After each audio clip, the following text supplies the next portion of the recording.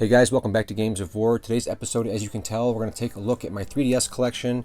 I've been there since day one, absolutely adore the system, and now that it's discontinued in North America, this is probably the finalized collection, so what better time to go ahead and take a look. I've got a ton of games to get through, and this isn't even counting the limited editions behind me, so let's go ahead and not waste any time. Let's get started. I hope you enjoy. Alright, so let's start off with the launch games, the games that I picked up when the system first came out, and then we'll work our way forward, no particular order. 2011, the 3DS hit, and I, like the whole world, was wondering what glasses-free 3D would look like. Would it work? Would it look like shit? Would it look great? The 3D was in full swing at that point. Avatar had come out in the theater and kind of launched this whole new renewed interest in 3D. 3D console games, every TV was 3D at home, but that was all with glasses, man. So how did glasses-free 3D look? I gotta say, I was gonna wait it out until the system launched. I wanted to surprise myself on launch day, not spoil it, get home and try it out right there. But I was in Best Buy and they had a demo unit. It was really close to launch. And I'm like, fuck, man, do I go ahead and try it out here? Do I wait? And I'm walking around looking at games and shit. And there's a little kid playing the system anyway for like a half hour. Man, I'm kind of getting irritated. I'm like, all right, I'm just going to wait it out. I get in line. I stepped out of line. I'm like, no, fuck this. I got to see it now. I went up to this little kid and I'm like, hey, I think you see your mom and your sister, they're leaving. You're going to get left behind, man. And he like ran off, Mom. So I grabbed the system and I started playing it, and shit, man, I was blown away. Pilot Wings was freaking amazing. The 3D looked killer. It was impressive. It worked. It lived up to the hype. It worked. Only thing was, everybody knows a launch unit, if you tilted the system, if you went out of that line of focus, the 3D is going to get super blurry and you got to kind of refocus, and it was a pain in the ass. The 3DS would have launched with the super stable eye tracking 3D like it should have launched with in the very beginning. I think the system would have been a lot more successful early on. Now, enough rambling. So Pilot Wings Resort was very much like the Super Nintendo and 64 versions before. A really nice tech demo, a showpiece for the new hardware. It showed the 3D off in great detail. You're not going to get a deep game in Pilot Wings, but you knew that going into it. It's a great tech demo, shows the 3D in great detail. Using the plane, the hang glider, the rocket belt. Flying around Woohoo Island is super relaxing. There's some really cool objectives to do and some cool mini games, some free flight modes, but the 3D is the main draw and it shows it off very well. A really nice showpiece early on in the system's life. So Steel Diver was one that I was looking forward to the most personally. I know it's kind of an odd choice, but I'm a sucker for underwater games, and this game lacked the impressive 3D that Pilot Wings had. It was subtle. It was kind of like looking into a fish tank, if you will. And the controls were all touchscreen based. The missions weren't incredibly deep. There wasn't very many of them. You have to beat them and then kind of unlock 2 more subs and go through them again. Some cool shooting mechanics, and the graphics did look nice. And there was some like first-person periscope where you could kind of rotate around and then shoot from first-person perspective. Impressive stuff. Not a deep game, but we did get a sequel later on, oddly enough. It was Steel Diver Sub Wars, and it was like a first-person deathmatching game on the network only, but it was great to see another entry, and I really do like the original Steel Diver. So Ridge Racer on the 3DS was definitely impressive. There was a ton of content, ton of tracks. I believe there's no online mode, if I remember correctly, so that was kind of a huge misstep for Ridge Racer. It'd be a lot of fun to play online with your friends, but sadly, I believe it was single player only. A ton of tracks though, and the 3D effect looked great. You know, Ridge Racer, power slide around the corners. It was a great entry in the 3DS. The real star of the launch lineup was definitely Street Fighter 4. This was an amazing version on the handheld, full online play, and they created like a new mode, like an over-the-shoulder kind of 3D perspective, and the 3D looked freaking brilliant, man. The game didn't miss a step moving to the 3DS. The controls were great, an amazing fighter, a great portable package, and the 3D looked absolutely stunning. I almost forgot to mention how cool the launch copies of Street Fighter 4 were that came with this lenticular cover. A really cool 3D effect that kind of added to the whole 3D nature of the game. Now, I didn't pick up Tom Clancy's Ghost Recon Shadow Wars at launch due to the strong word of mouth. Everybody was saying how good it was, and there wasn't really a lot of games to pick from, so I ended up picking it up, and it didn't let me down. You take the Tom Clancy universe and mix it with a strategy RPG top-down. The 3D looked cool, and the gameplay was really deep. This was kind of like the only game of its kind at the launch where you kind of really sink your teeth into like a meaty 30-hour RPG, so it fit the bill. Strategy RPG fans, definitely check out Shadow Wars. It's aged pretty well, and it was a great use of the license. A good game for sure. I remember Star Fox 64 3D coming out at a good time. We were all finished with the launch lineup by then, and there was nothing else to play. Everybody was waiting for Zelda and Kid Icarus. So it came out, and there was nothing else to play, so I gobbled it up right away, and it was a great reimagining of Star Fox 64, some upgraded textures. 3D worked brilliantly in this game. Everything looks great in 3D, and it's really cool to play like a space shooter out in space in a full 3D effect. It looked amazing. Graphics were really considerably bumped up from the 64 version. What a clean, smooth-looking game, and the 3D looked absolutely amazing. It's Star Fox you know and love in 3D. The Zelda was the big one that hit. Everybody was waiting for it, and it didn't disappoint. Man, Ocarina of Time was epic on the 3DS. That 3D was truly stunning, man. I gotta say, it came out, and even skeptics that didn't like the 3D, it blew them away. It looks stunning in motion. The upgraded textures looked beautiful. The 3D effect was godlike. I absolutely love Ocarina of Time on the 3DS. What a classic. It never gets old firing up this game and turning that 3D slider all the way up and just watching Hyrule come to life with breathtaking 3D. Kid Icarus was the game that convinced me to buy a 3DS early on. I believe this was supposed to be a launch title early on. It didn't end up happening. It came out quite some time after. And I was a huge fan of the original Kid Icarus on the Nintendo. I don't know what it was, but I was such a fan of that game as a kid. I ended up finishing it, and it was a brutally difficult game. It came in like a big box edition with the stand, and that was kind of the biggest detriment to the game for me at the time. The control scheme was really weird, man. It's a on-rails shooter mixed with like some foot sections. On-flight sections are great, but the foot sections just have really weird controls, man. You gotta really use that stand to get the optimal performance out of it. But if they would have just patched in controls for the C-stick on the later models, problem solved, but they never did, and the control scheme is really weird. You get used to it, but it could have been so much better. The multiplayer is really cool, collecting different weapons and the AR cards and shit. A really deep experience for multiplayer fans, but overall, Kid Icarus Uprising is a true classic on the system and a definite must-own. Now, if you thought Zelda ended with Ocarina of Time on the 3DS, you'd be sadly mistaken. There was definitely a ton of Zelda love on the 3DS.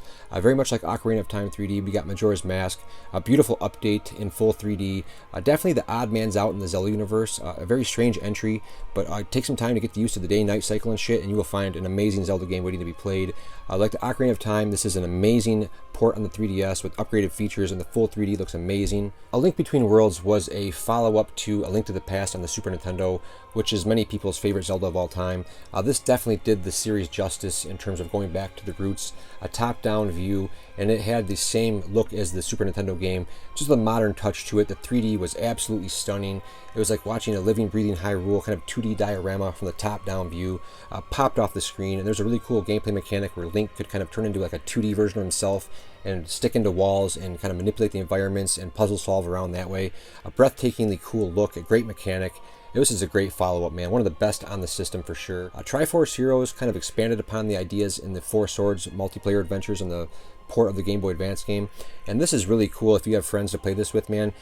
Teaming up, taking on the bosses, puzzle solving your way through the game, a lot of fun to have, man. If you have buddies, definitely try this out. You would not be disappointed. A ton of fun and a great use of the Zelda license. Tons of multiplayer fun. Hours await you for sure. Ace Combat came out pretty early on in the system's life, and then this was a re-release that added amiibo support, where you can kind of like scan in amiibos and then give your planes different skins and different paint jobs based on Nintendo characters. A really well done game, man. The visuals were super impressive. The 3D was impressive as always. Dog fighting in full 3D was an amazing feeling. Game holds up to this day. I popped it in the other day and still had a ton of fun. Great Ace Combat gameplay. Now, Shinobi came out, and this didn't have much hype at all, man. I remember it quietly coming out, and I was such a huge fan of Shinobi that I would have been hyped up for this for a long time, but it crept out with little fanfare, and I'm not sure that it got much attention. It's a side view action game, and there's a 3D effect in here. It works really well.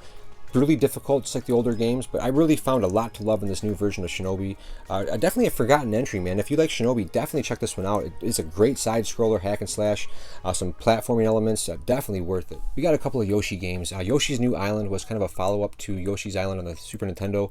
By all accounts, it didn't really measure up to what the original was. Not nearly as good, but it's still an enjoyable title. It's got some challenge and some difficulty, which I enjoy. I really also like the soft pastel look. The 3D looks really good. Baby Mario can be really annoying on the back of Yoshi, but overall, a pretty solid follow-up, but definitely doesn't measure up to the original. It's definitely worth owning. I really enjoyed Yoshi's Woolly World on the Wii U, and this was a great port of it with some added extra content. A really charming adventure. That yarn just looks amazing on the 3DS in 3D. A stunning game, definitely for sure, a must-own. What started off as a simple mini-game side distraction in a Mario game became a full-fledged release in the form of Captain Toad Treasure Tracker. The 3DS version's got some bonus content. It's got some Mario Odyssey levels put in there. And I gotta say, I was really surprised that this featured 3D, man. A lot of the late releases in the 3DS's life totally got rid of the 3D. They didn't give a shit at that point, but this one kept 3D in there, and I gotta say, it really helps out the gameplay. Rotating the camera around, finding the best angle, everything pops in 3D on that top screen, and it really helps out in these puzzle-solving levels. A really enjoyable game for sure. Captain Toad is charming through and through, and it's a great puzzle platformer for sure. So here we go with Mario Overload. Super Mario 3D Land was one of the first games recognized by critics and players that actually featured 3D, that improved the gameplay and made the game better by playing it in 3D. I was so happy to see this fucking recognition finally for the 3D effect.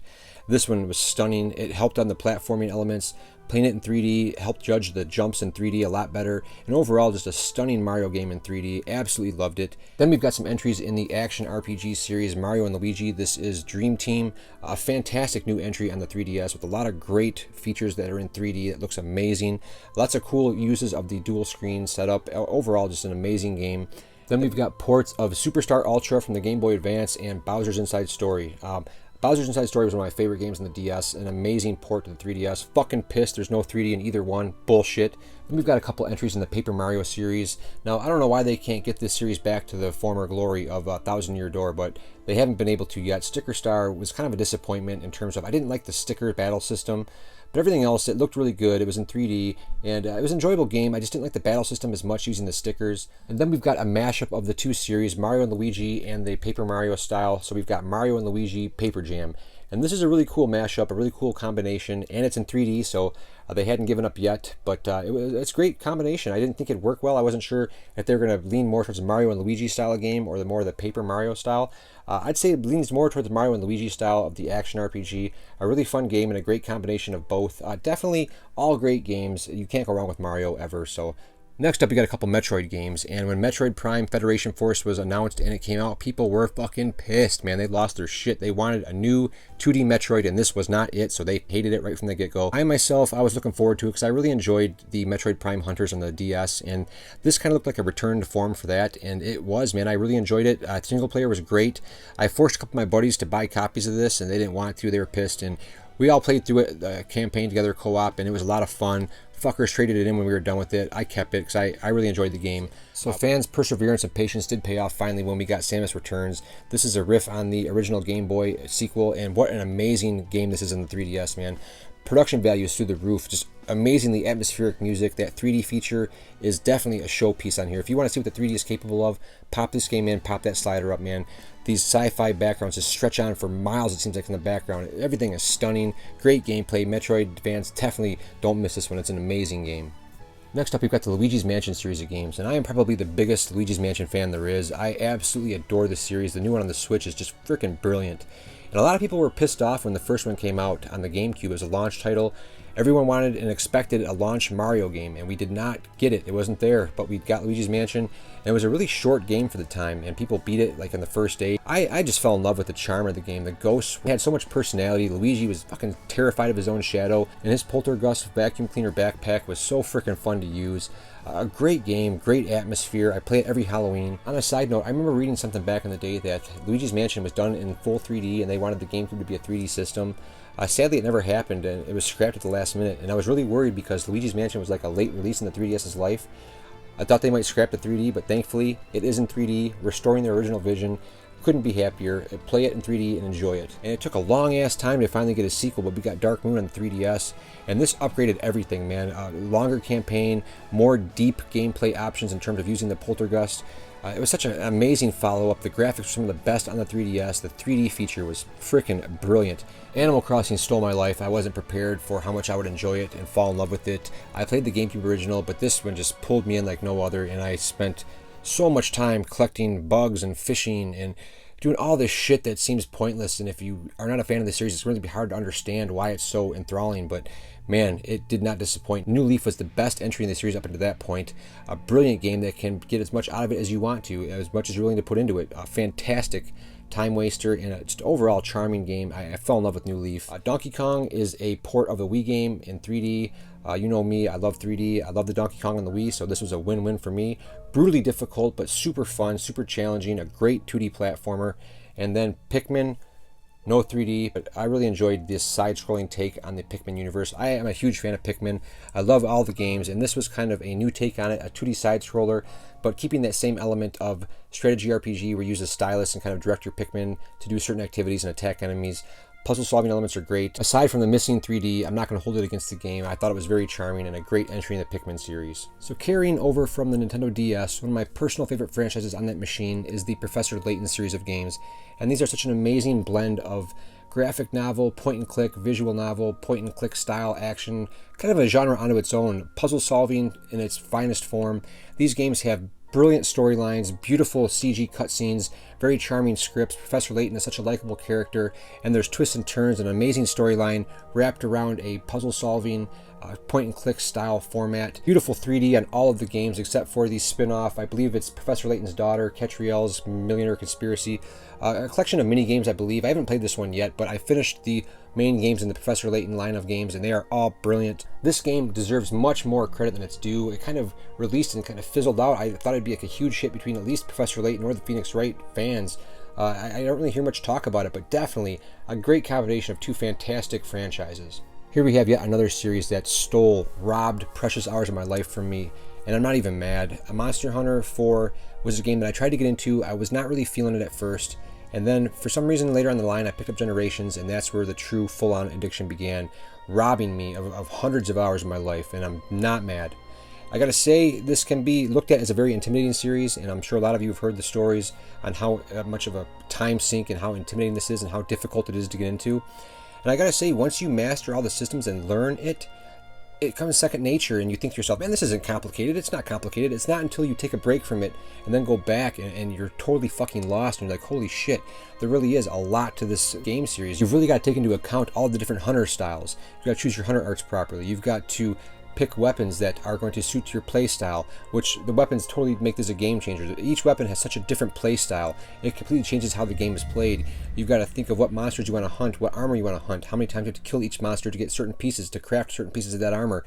You've got to look for different ingredients throughout the environments. You stock up on certain things because you need certain items to craft certain things. You need certain crafting items to craft blah, blah, blah, blah. So if I've lost you, please don't be intimidated. Monster Hunter is a really great game, and it's kind of like life. The more you put into it, the more you're going to get out of it, and it is a great feeling hunting monsters online together with similarly skilled hunters. It's just a great feeling.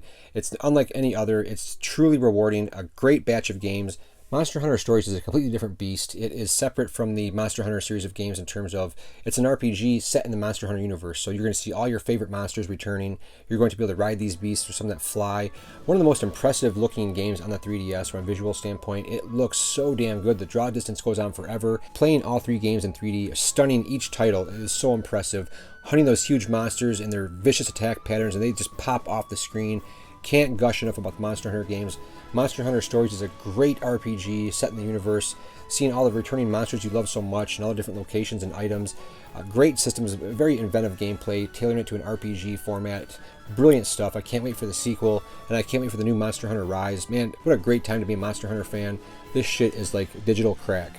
So if you're a fan of music rhythm games, the 3DS has you covered in the form of excellent theater rhythm games. Now these are your standard music rhythm games format where you kind of tap the screen in different directions, swipe the stylus along to the beat. The music just so happens to be some of the best music ever created in the Final Fantasy universe, spanning game to game to game, and you've got different RPG formats to play along with, mixed with the music game. Great combination of music rhythm and Final Fantasy RPG elements. These games are top notch, and the music is just stunning. Now, Rhythm Thief Emperor's Groove is a really interesting game from Sega. This came out and was kind of hard to find when it was released, and it's kind of a rare game on the 3DS.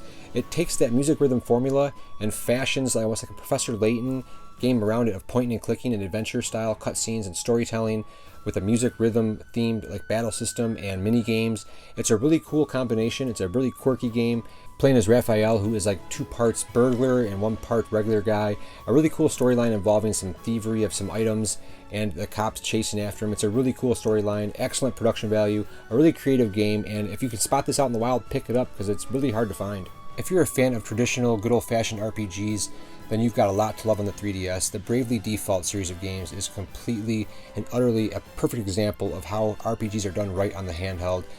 Depth, storyline, production value through the roof. The 3D is freaking stunning in these games. When you're in the towns, if you just stand there and don't push any buttons, the camera kind of pans way back and you get this 3D panoramic shot of these town you're in, and when it's dark out and you see the soft glow of light coming through the windows and you see the soft fog and the moonlight shining through the clouds and it's in 3D, that shit just pops to life, man. You feel like you're in a living, breathing city. It's just so gorgeous. An amazing battle system that is focused on a brave and default system. You're able to choose to attack, or you can default and charge up your attacks for a powerful attack. A lot of strategy, choosing when to attack and when to hold off. A great battle system, great characters and storylines. Fantastic series that is continuing on to this day with a new entry coming on the Switch. Fans of traditional RPGs, look no further. Quality games right here. Do not miss them. Next up is Stella Glow, one of my favorite strategy RPGs of all time on any platform, bar none. This is a continuation of the Luminous Art games that debuted on the DS.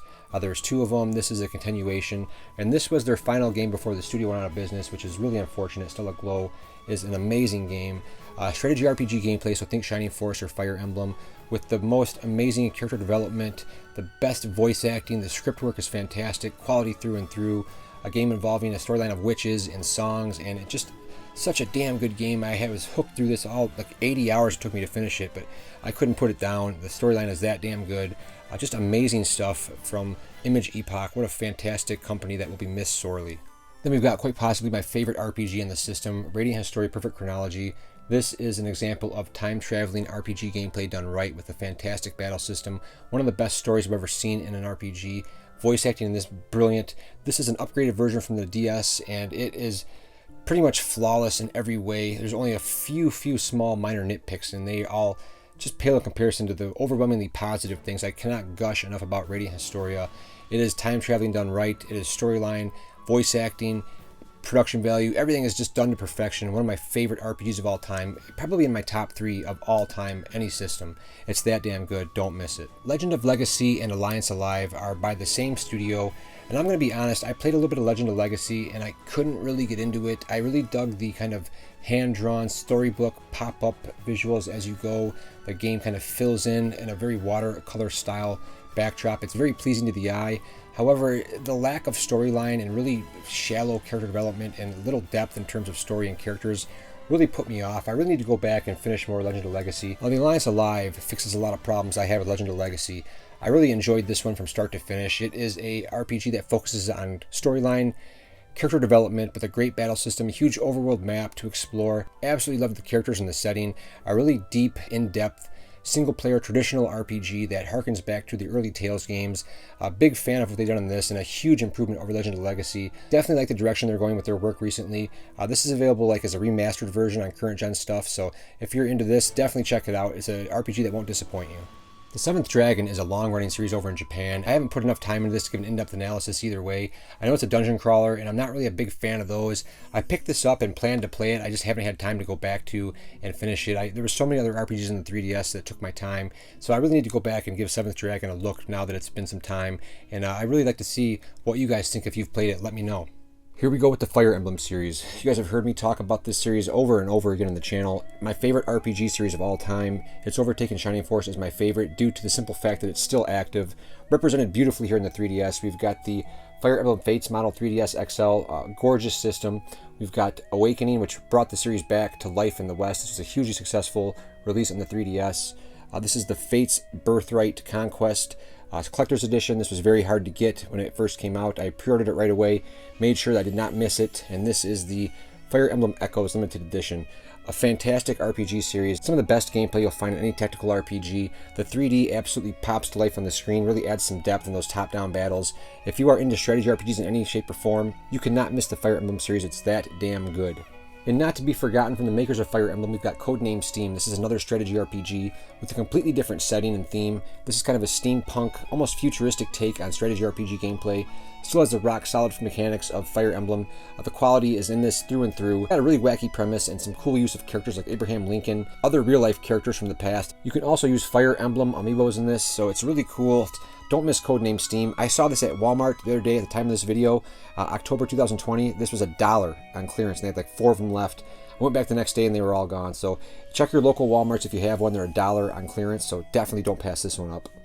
Cave Story 3D. Now, Cave Story has been on every single platform known to man, so the 3DS is a natural fit. The 3D is absolutely stunning in this game. This is one of the early releases that really blew me away with the 3D effect, man. I almost had to like keep it halfway, because when you have it all the way up, it's so strong, and it pops off the screen that much, it's kind of disorienting. But a nice Metroidvania-style game with this beautiful lenticular cover like Street Fighter. Don't miss this one. Next up, we've got some SMT love. If you're a fan of Shin Megami Tensei, you've got a lot to love on the 3DS. Devil Survivor Overclocked and Devil Survivor 2. Now, Overclocked minuses the 3D, except in the cinemas, which is not appealing to me, but it's a great game. The DS game was rock solid. This is no different. The sequel, Devil Survivor 2, is a really strong follow-up. These are strategy RPGs in the vein of Fire Emblem or Shining Force, with that amazing Shin Megami Tensei storyline. Different points you can make decisions that affect the story. Such a strong narrative in these games. I absolutely love the demon catching and fusing, being able to forge new demons and recruit them to your side. Now in the main numbered series, we've got Shin Megami Tensei 4 and we've got Apocalypse. These are some brutally difficult RPGs that are most in line with the traditional RPG. You've got exploration, you've got dungeons, you've got an excellent battle system once again with the demon fusing and recruiting. Now half the fun for me in these games was seeing what these crazy ass demons had to say. It's so much fun interacting with them and answering their stupid questions and see if you can get them to join your side. Fusing them with more powerful demons, always cool to see what you can come up with. These are brutally difficult games, but they're worth all the punishment. They are fantastic on the 3DS in terms of production value, great music, voice acting is spot on. Absolutely love the games. Soul Hackers, this is a first-person kind of dungeon crawler with the demon mechanic that is very strong in terms of presentation and storyline. Absolutely fell in love with Nemissa as a character. She is cocky, badass through and through. Finally, we've got Strange Journey. This is a redo or remake of one of my favorite DS games. Shin Megami Tensei Strange Journey just might be my favorite SMT game of all time. Brilliant on the DS, and here it is on the 3DS, cleaned up with better visuals. The best part about this game is the storyline and setting. It takes place in the Schwarzwald, which is like the Antarctica section of the world, one of the coldest places on the earth, and the storyline is just so killer and so addictive. I absolutely loved the atmosphere and the characters. A challenge awaits, definitely my favorite entry in the series. Such a cool setting, used such a great effect. I absolutely loved SMT. No 3D, pisses me off, man. I would love to see this in 3D. It'd work great for the dungeons, but you can't have everything. It was a late release life. I wasn't expecting much, but here it is on the 3DS. It's a great game. Now, I absolutely loved Endless Frontier on the DS, and it's the insane over-the-top battle system that I love the most, and that battle system is live and in full form on Project Cross Zone 1 and 2. This is a love letter to fans of Namco, Sega, or Capcom. A strategy RPG series that is so over-the-top. The storyline is complete mess. I have no idea what's going on. Something about interdimensional galaxies and portals and opening the gateways. It's crazy shit. It's all in Japanese, but you can definitely read along, and I have no idea what's going on. But if you are a fan of Sega, Namco, or Capcom, then chances are you're going to see some of the characters you love from their games in this. It's got so many cameos, man. You've got Virtua Fighter, you've got Tekken, you've got Pac-Man, you've got Mega Man, you've got Zero, you've got Frank West from Dead Rising, you've got Dante, Virgil. If there's a series you like from one of these companies, chances are they're in here. The battle system is so over the top. When you initiate combat, you've got these insane combos that start up, and with time button presses, you can kind of call in recruits and just keep the battle system flowing back and forth, and you can launch a super, and it's a badass animated attack form.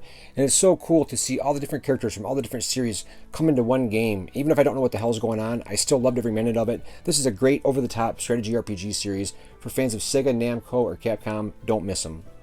Now, the Etrian Odyssey series is known for being completely hardcore on the DS, man. These are brutally difficult games where you kind of have to map out on the bottom touchscreen and like draw maps and different routes in first person. And these I kind of gave a chance to because I'm not really into the first person dungeon crawlers.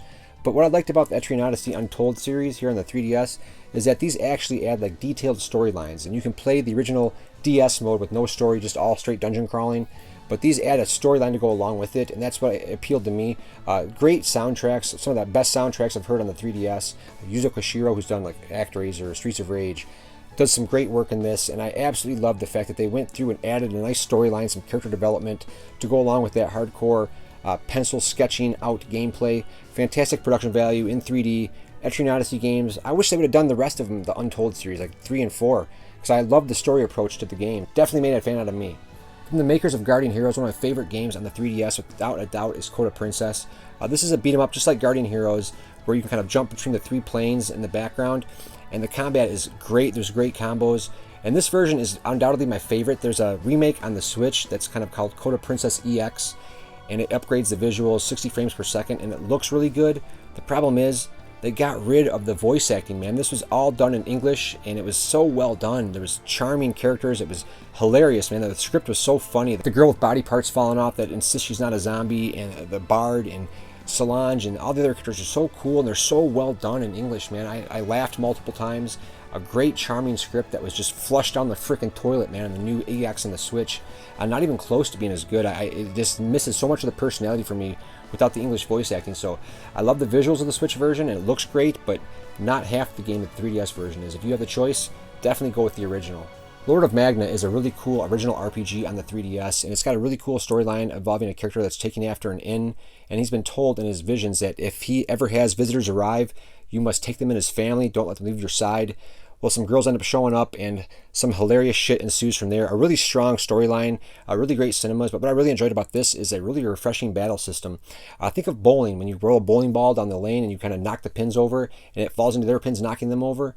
Same mechanic. When you hit an enemy, he kind of rolls over and knocks into their enemies, and you kind of have a domino effect, a bowling pin effect, taking out multiple enemies with one hit. And it's a lot of fun. It's creative, and it's something I haven't seen before. So for that alone, it gets fresh marks from me. Really enjoyed the story. Great production value. Lord of Magna is definitely worth a look on the 3DS. If you're looking for something good as of this taping, it's almost Halloween. If you need some good scary games to play, 3DS has you covered. Corpse Party is a long-running series that is definitely very violent and vicious, man. It's got these kind of like chibi-looking characters, almost anime-looking characters, but the storyline is dark, intense, bloody, and violent. A great entry on the 3DS. You've got Resident Evil Mercenaries, which was a kind of mini or side game from Resident Evil 4, kind of like an online multiplayer game. A lot of fun early on in the system's life. A full-fledged entry in the series, Resident Evil Revelations, freaking blew me away when this launched. Some of the best looking 3D I've ever seen on the system. You can kind of actually go into the options and tweak it and turn it on very strong. Really adds just a tense atmosphere to those 3D visuals, man. A very quality game. Great voice acting, amazing story, kind of told like an episodic format. It's got the scares, it's got the gameplay, everything you could want in a handheld Resident Evil. One of my favorite entries in the overall series, if you believe it or not, man. A fantastic game on the 3DS. Now, Spirit Camera is a really interesting game. It is considered a spin-off to the Fatal Frame series of games, and I absolutely loved Fatal Frame. Psychological horror is Silent Hill. Capcom is kind of like jump scare, zombie action. Fatal Frame is downright terrifying in terms of ghosts and cameras and jump scares, and overall just an eerie feeling. And that feeling is carried over. The only thing wrong with Spirit Camera, in my opinion, is that you play along with the AR book that comes with it. It's called like the Book of the Dead, and you got to flip through the pages and kind of use the camera and center onto the book in certain parts of the game. But the only problem is you have to be in broad daylight to play it, man, because the camera has to see that book to kind of use the AR shit on the screen, and it really takes you out of the vibe, man, by having to play a scary-ass, creepy game like this in daylight, man. If they could have figured out some way to play it in the dark, I would have been sold, man. It's a great game with great atmosphere. And I absolutely loved the creativity and the creative aspect of it. It's really short, but I really loved it. A great Fatal Frame spinoff. Just got to play in the daylight, man, which kind of sucks, but definitely worth it. Mirror of Fate is a great 2D Castlevania. Now, I would have much preferred the style that we got on the DS and the Game Boy Advance, but this is still a pretty good game. Combat's great. The 3D is freaking insane in this game. Those 2.5D environments just popped to life with that 3D, man. One of the best looking games in 3D on the system, bar none. A really strong gameplay element in this is the combat system. It's really good, really well done. Some nice depth to it, nice and thought out. Some great locations, great atmosphere, and great enemies. It's Castlevania, done from Mercury Steam, so if you dug Lords of Shadow, you'll definitely dig this. For some RPG love in the system, you've got great choices to choose from. Dragon Quest, you've got 7 and 8. Now, 7 is a beautiful reimagining of the PlayStation 1 game. It looks fantastic on the 3DS here. The redesigned visuals look just amazing. Beautiful 3D. No 3D in Dragon Quest 8. I'm not a fan of that, but this is such a classic game, and it's a great version here on the 3DS from the PS2. Man, these are two solid traditional RPGs, as traditional as they come. Great music, great visuals. Huge adventures in the palm of your hand, man. I cannot stress how much these games are worth it. Xenoblade Chronicles 3D is a port of one of my favorite RPGs of all time on the Wii. It looks great on the 3DS. There's 3D, man. Stunning. I'm so surprised they fit this entire game in the 3DS. It looks great on the 3DS. The 3D looks amazing. Such a great game. Definitely deserves to be played, and the 3DS is a great way to play it. Now, Ever Oasis is one that definitely deserves more love. This was an original RPG, and I think it's really underrated, man. What a great freaking game. Some of the best visuals on the 3DS. Plays like this little seedling character out in these oases where you get there and it's just like totally barren, and you've got to bring this oasis back to life. Absolutely love the town building elements and getting people to come to your village, and word of mouth spreads and more visitors come, and watching the village flourish and grow is a really rewarding feeling. I absolutely love the desolate atmosphere out in the desert, and it's just a great game overall. Definitely worth it. Some more RPG love on the 3DS. Rune Factory 4 is a game that I haven't played much of in the series at all. And it's really cool combining like Harvest Moon with a dungeon crawler, and this is a superb entry in the series, one of the best that I'm told, because I haven't played any of them, but I did play this and I really enjoyed it. And it's got some great mechanics, some great dungeon crawling, beautiful visuals, really cool farming elements. Really enjoyed my time with Rune Factory 4. Return to Popolo Croas, man. Now, I was a huge fan of these games on the PSP, and I believe they were early PlayStation RPGs. They are lighthearted, like whimsical storybook RPGs. playing as Prince Pietro. It was just a great character. This is a return to that game. I was so surprised to see a return to Popola Croas, man. This was a great underrated series, and it's here on the 3DS. It looks great in 3D. A really nice, lighthearted, whimsical, traditional RPG that has got tons of charm, and it's not too difficult, so you're going to enjoy it. You're not going to be pulling your hair out. It's a great game. Very much like Ever Oasis. This is an original game from Level 5 Fantasy Life that was just, you could tell so much care was put into this from the ground up. Such an amazingly original game that I sunk hundreds of hours into, and I was not mad. This is the kind of games that I loved in the 3DS. Fresh, original IPs that offered so much in terms of gameplay. Whether you pick a hunter or a blacksmith or a knight or a magician, different classes with so many different levels to kind of watch grow and watch evolve, and there's so many side quests to do as the world opens up. Such a huge world to explore, and every location is different from the rest, and it's got so much unique personality to each location you go to, man. Whether you're out in the sprawling fields or up in the snowy mountains, man, each level is so unique and it's got such personality. It's so fun to explore. You can play it co-op. You can switch your job at any time in the game and pick up from where you left off in another class. The decisions are really limitless in this game. There's so much gameplay and so much fun awaits in Fantasy Life. This will definitely keep you busy for a long time. I absolutely love Fantasy Life. Tales of the Abyss is a port of the PS2 classic. I absolutely love the Tales games. You guys know me, one of my favorite series, if not my favorite of all time, next to Lunar. This is a fantastic entry on the 3DS. It's in 3D. It looks great. A great port, a great game in the series. One of my favorites for sure. Epic Mickey Power of Illusion is kind of a follow-up to one of my favorites in the Sega Genesis, Castle of Illusion. It's got some of the same remixed music from the Genesis Classic. Great gameplay, except the paintbrush, man. I don't know that I've ever been a big fan of the Epic Mickey paintbrush theme, and it really bogs the game down in this one. I wish it would just cut that shit and gave us a solid platformer in the style of Genesis original. However, the paintbrush is there, and it really does kind of hinder it for me. Still a great game with a ton of content in terms of going back to the overall like hub world of the castle and freeing different Disney characters. That's cool, and the gameplay is great, but the painting mechanic really bogs it down for me. Kingdom Hearts 3D was a game that I really fell in love with. I loved the Kingdom Hearts series and all the different Disney locations and characters. 3D looks fantastic, and the battle system in this was pretty crazy, where you could kind of like combo off of like buildings and rails and keep this free-flowing combat going all throughout the environments. The cameos are great, the Disney characters are great. Absolutely love the dream drop mechanic, where you kind of drop in and out at different times with different characters. A great entry in the series and a beautiful game on the 3DS with great production value and just a really impressive feat from Square Enix. Almost forgot to mention Heroes of Ruin, which is a early dungeon crawler from Square Enix. This was kind of generic, if I'm being honest, but it's a lot of fun to play 4-player. It was a really bright spot early on in 3DS's life, and there wasn't a lot out. Graphics are great. It just kind of has a stale feel to it in terms of not being very fresh or original and creative in terms of design. But the graphics look great. The gameplay's fun. If you like dungeon crawlers and you want to team up with friends, definitely check out Heroes of Ruin. Jake Hunter Ghost of the Dusk is a new entry in a long-running series that was on the DS. Kind of like Phoenix Wright, but with a more exploratory, minus the courtroom shit. This guy is a gruff, cigarette-smoking badass that wears like a trench coat, and he just such a hardened character, man. The storyline is definitely adult. There's some murder, some bloodshed, some twists and turns. If you're into more adult-themed stories with a badass detective, definitely check out Jake Hunter. There's some great puzzles, some great locations, a great atmosphere in this game. If you're a fan of visual novels, there's really not a lot on the 3DS, but we've got Hakuoki, which is a entry in the long-running series where you've got a girl that's looking for her dad, and she's in Japan, she's lost, and these different samurais try to win her over, and there's some brutal shit going on back and forth between these two samurai clans, and a really interesting story, and it unfolds the more you play in terms of like a love story, where she kind of picks who she wants to be with. If you're into that kind of thing, definitely check out Hakuoki. It's a great game on the 3DS. Now, if you're a fan of Professor Layton, definitely check out Dr. Lautrec. It is Konami's offering, very similar to the Professor Layton series of games, so think point and click mixed with a graphic novel. Some great puzzle solving, not quite on the same level as Professor Layton, but still a very interesting entry, and it's one that shouldn't be missed if you're a fan of that series. Definitely need more of these kind of games. If you're a fan of 2D platformers, you got a lot to love on the 3DS. You've got Azure Striker Gunvolt, the Striker Pack. This is two of the finest Mega Man style side view games that I've played. Much better than Mighty No. 9. This is all action. The difficulty is right there. A really cool mechanic of shooting and electrocuting your enemies. Now, these guys did the Mega Man ZX series of games, which was my personal favorite of the Mega Mans. The quality is carried over here through and through. Excellent side-scrolling action games with just the right amount of challenge. Shovel Knight needs no introduction. This kind of reinvented the side-scroller for me personally.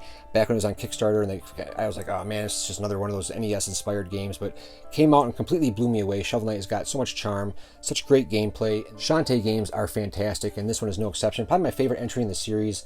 These games all feature great 3D that really enhances each game experience. You wouldn't think a 2D side-scroller would look good in 3D, but man, it just gives it that depth. It's kind of like looking into a window, and Shantae is no different.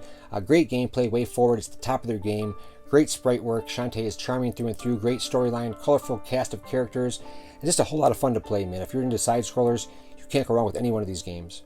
Chibi Robo Ziplash is kind of an okay game. I was kind of expecting more from this. It was on the GameCube. I really didn't like it then, and this game is merely okay. Not one of my favorite Nintendo characters, not one of my favorite Nintendo games. It's a serviceable side-scroller. Now, I thought I would like this much more than I did. I thought the core would be sweet for like a grappling hook, and I thought the gameplay would be awesome, but somehow it was just okay for me. I would say pick it up if you can find it on the cheap, but it's definitely not in the top tier of Nintendo games. Dead or Alive Dimensions is very much like Street Fighter, one of the best examples of 3D on the system. This is definitely a thinking man's game in terms of combos and reversals. Dead or Alive series is fantastic, and this is a great entry on the 3DS.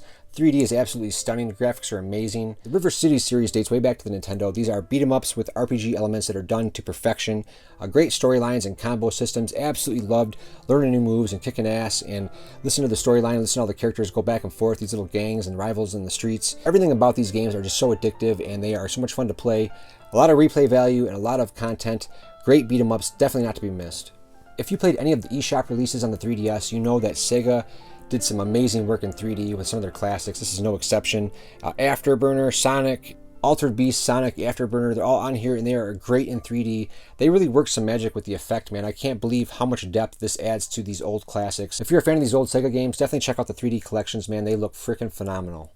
So Dream Trigger came out, and it was very odd, to say the least. I did not know how to play it right away. It definitely took me some time, but when I figured out how it's played, it was pretty enjoyable. There wasn't a whole lot of impressive 3D content out in the beginning there, and this definitely fit the bill, but it was just so odd. I remember using the touchscreen to kind of send off pings to make the enemies visible.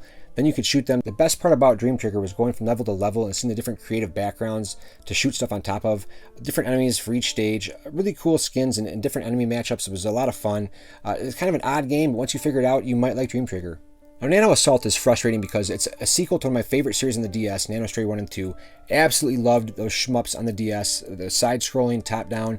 This game needs to be a twin-stick shooter, and it's not. Now, sadly, when this was released, it didn't have the Circle Pad Pro attachment, and the new 3DS with the second analog just wasn't out yet. So this game uses like the face buttons to shoot to your right and left. It's very awkward. It's still a great game, don't get me wrong. It definitely could have been better with a patched update for twin-stick support, because that's at its heart what it is. The other levels are more like a Star Fox behind the ship view. Those are much better. It doesn't really hinder it due to the non-C stick, but overall, production value is great, a great follow-up. I'd love to see a new entry in this series, but this was the last one we got in the 3DS. The 3D was fantastic, and I absolutely loved my time with it. So Persona Q is a dungeon crawler that follows characters and storylines from Persona 3 and 4. Tons of nods to each of those games. Great gameplay. The production value is through the roof. And one of my biggest regrets, I slept on Persona Q2, and I just didn't get it right away. I'm like, oh, I'll get that later on. I'll get it later on. I kept pushing it off, and now the game is impossible to find, and it's getting expensive. So I really kicked myself in the ass for not picking up the second one. But Persona Q is such a great entry in this series, and it's got so much to offer for fans of each game. And I absolutely love Persona 4, so I'm right at home with this game. A great spin-off that does the series justice. Definitely pick it up. So I hope you guys have enjoyed taking a look at my 3DS collection. I absolutely treasure my library, and I adore the system. I think it's the last of its kind.